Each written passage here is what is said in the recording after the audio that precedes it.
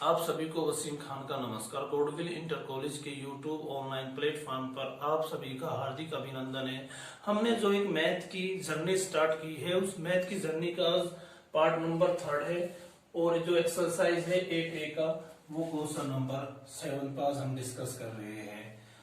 यदि त्रिभुज एबीसी में एक त्रिभुज है एबीसी, और आपको पता है जब भी हम त्रिकोणमिति पढ़ते हैं तो हमेशा हम समकोण त्रिभुज की बात करते हैं, और समकोण त्रिभुज वो होता है जिसमें एक एंगल 90 डिग्री होता है और 90 डिग्री की सामने की साइड को हम क्या नाम देते हैं, कर्ण।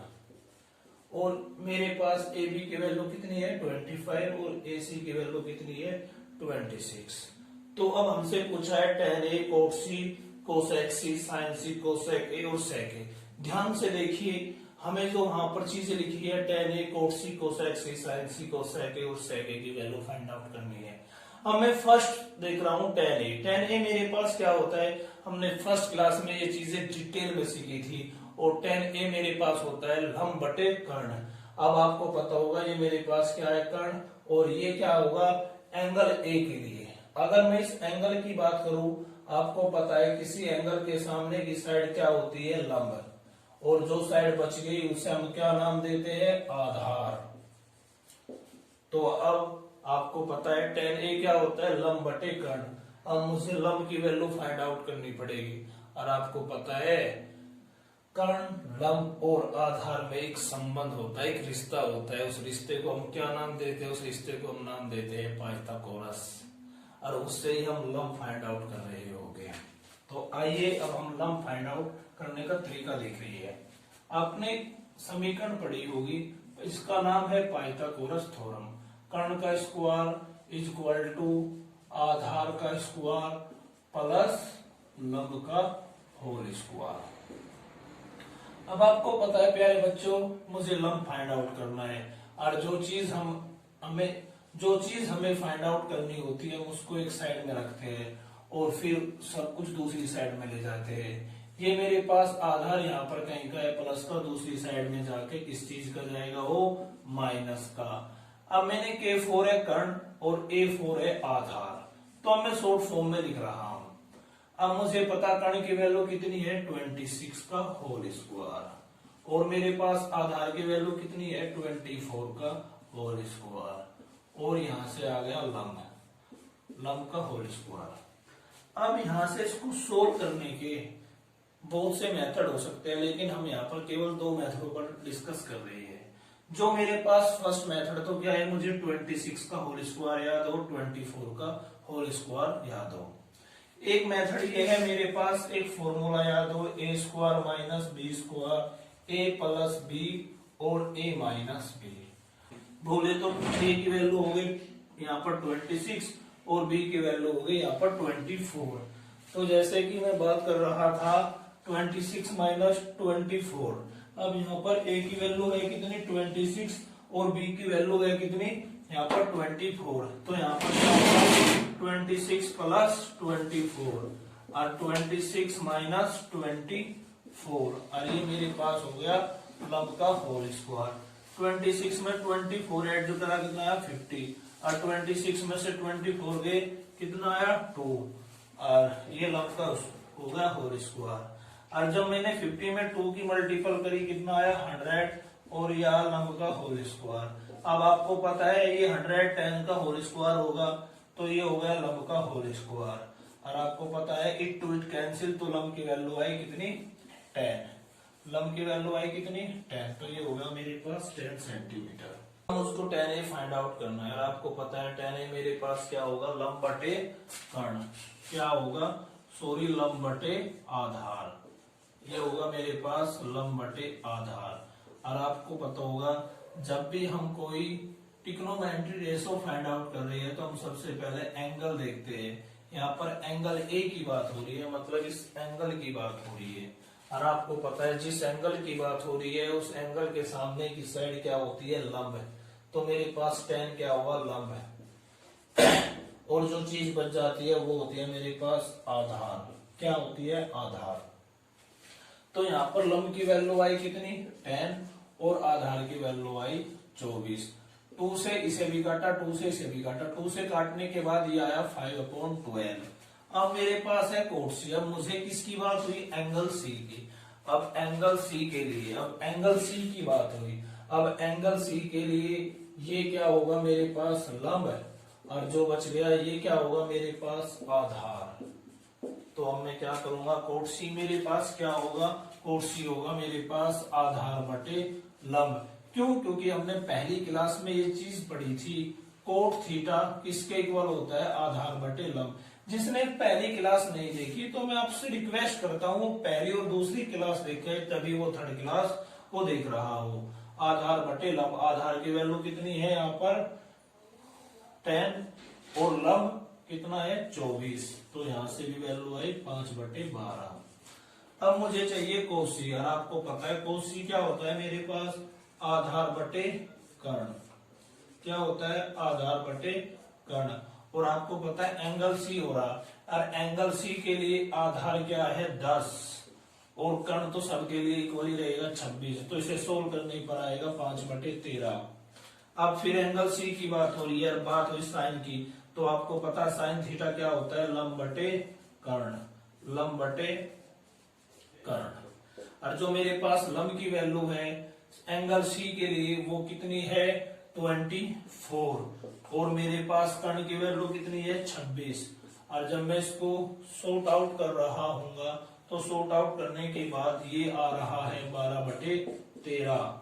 क्योंकि 2 1 जा 2 और 2 2 जा 4, 2 1 जा 1, 2 1 जा 2 और 2 3 जा 6।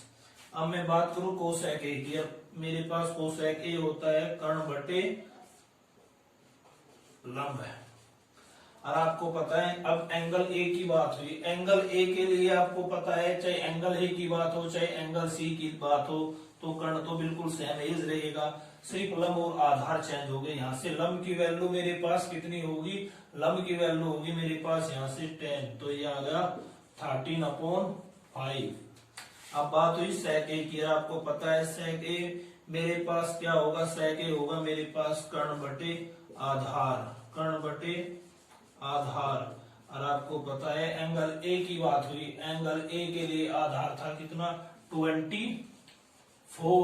और मेरे पास कर्ण होगा कितना? 26। तो इसे सोल्व करने के बाद आएगा 13/12। और यही हमें। आइए प्यारे बच्चों अब हम क्वेश्चन नंबर 8 को देखते हैं। जो मेरे पास क्वेश्चन नंबर 8 है, यदि tan theta is equal to 2 sin theta into cos theta upon cos square theta minus sine square theta find out कीजिए। अब जैसे कि आपको पता होगा मैंने आपको पहली क्लास में बताया था जो tan थीटा होता है वो होता है sine theta upon cos theta. Sine theta upon कोस थीटा। और आपको पता है ये किसके इक्वल है? 2। दूसरी बात जिसके नीचे कुछ नहीं होता उसके नीचे हम 1 मान लेते हैं। अब मेरे पास साइन थीटा की वैल्यू 2 हो गई और कोस थीटा की वैल्यू 1 हो गई। अब जैसे मैंने क्या किया साइन और कोस की वैल्यू इस फंक्शन में पुट करी। जब मैं इस फंक्शन में वैल्यू पुट कर रहा हूं तो क्या हुआ? 2 मल्टीपल साइन थीटा की वैल्यू कितनी है? 2 और कोस थीटा की वैल्यू कितनी है? 1। और कोस स्क्वायर थीटा मतलब कोस थीटा की 1, 1 का स्क्वायर करा 1, 1 का स्क्वायर करा 1 माइनस साइन की वैल्यू 2, 2 का स्क्वायर करा 4। तो 2 2 जा 4 और 4 1 जा 4 और 1 का स्क्वायर 1 माइनस 2 का स्क्वायर 4 और 4 और माइनस 4 में थे प्लस के 1 गए तो ये आएगा माइनस के 3। ये आएगा मेरे पास आंसर और इसकी वैल्यू आ गई। यही हमें सिद्ध करनी। अभी हमने प्यारे बच्चों क्वेश्चन नंबर 8 पढ़ा है। जो मेरे पास क्वेश्चन नंबर 9 है प्यारे बच्चों, क्वेश्चन नंबर 10 है और क्वेश्चन नंबर 11 है। बिल्कुल सेम इस क्वेश्चन नंबर 8 है, 8 जैसे है। अगर आपको फिर भी कोई दिक्कत है तो हमारे आप बोर्डविल इंटर कॉलेज के व्हाट्सएप ग्रुप पर अपनी प्रॉब्लम भेजिए। हम उनको लास्ट में एक वीडियो डाउट अपलोड कर रहे होंगे, उसमें आपकी टोटल प्रॉब्लम को हम सोल्व कर देंगे। अब हम देखते हैं प्रश्न नंबर 11। जो मेरे पास प्रश्न नंबर 11 है वो है sine theta is equal to A upon B cos theta और टेन थीटा की वैल्यू फाइंड। प्यारे बच्चों मैंने आपको एक बात बताई थी जब मेरी फर्स्ट क्लास थी, मैंने आपको एक सर्व समीका बताई थी sine square theta plus cos square theta is equal to 1। और मैंने आपको एक बात और बताई थी हम मोस्टली इसी इक्वेशन का यूज कर रहे होंगे। अब मेरे पास क्या है, मुझे कोस स्क्वायर थीटा की वैल्यू फाइंड आउट करनी है, मुझे इसकी वैल्यू फाइंड आउट करनी है। तो आपको पता है मेरे पास क्या है, प्लस का इधर जाके कहीं का जाएगा वो माइनस का, तो मैं इसको cos square theta is equal to 1 minus sine square theta लिख सकता हूँ। अभी मैं आपको डिटेल में समझा रहा हूँ, लेकिन अब इसका बाद में है ना काफी अच्छी तरीके से यूज कर रही होगी।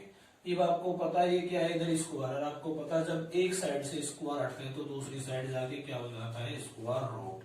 तो ये हो गया मेरे पास 1 माइनस साइन स्क्वायर थीटा।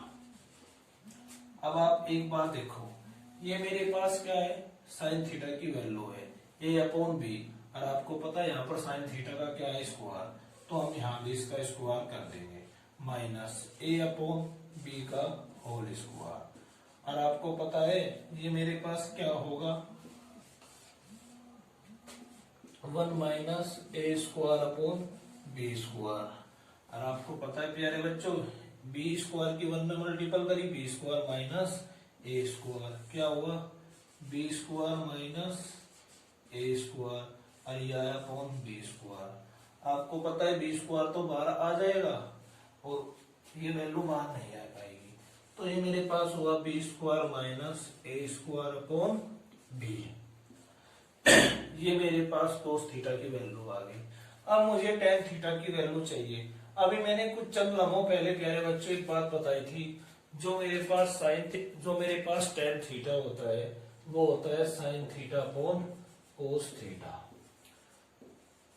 अब आप एक बात देखियो, मेरे पास साइन की भी वैल्यू है और कोस की भी वैल्यू है। मेरे पास साइन थीटा की वैल्यू क्या है, ए अपॉन बी। अब मैंने यहाँ पर रख दी ए अपॉन बी, और मेरे पास कोस थीटा की वैल्यू अभी हमने चंद लम्हों पहले फाइंड आउट करी। कोस थीटा की वैल्यू क्या है मेरे पास, B square minus A square और upon B, it to it cancel, तो ये मेरे पास क्या बचा, मेरे पास बचा, यहां से मैं रफ कर रहा हूं, या मेरे पास ये चीज बची ए upon B square minus A square, और यही हमें फाइंड आउट करना था।